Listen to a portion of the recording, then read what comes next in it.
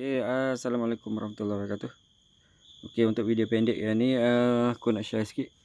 Nanti aku akan buatkan satu video part by part, okey, step by step untuk modify JJR Lion G1 ya. Untuk yang ni aku akan modify, tukar EM100 daripada EM506 dan tukar meter. Ni customer beli, meter bukan customer beli, EM100 pun customer beli, cuma dia hantar kat rumah aku lah. Okey, insyaAllah aku akan kongsikan, nanti tengok di video penuh. Sebabnya kadang-kadang aku pun tak ingat lah. Aku dah buat yang aku punya tu, ARD tu, EM1 aku dah pakai lama dah, Alhamdulillah. Okey lagi, sampai sekarang pun aku masih lagi pakai, cantik.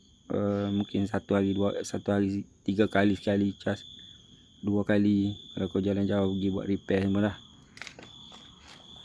Okey, stay tune.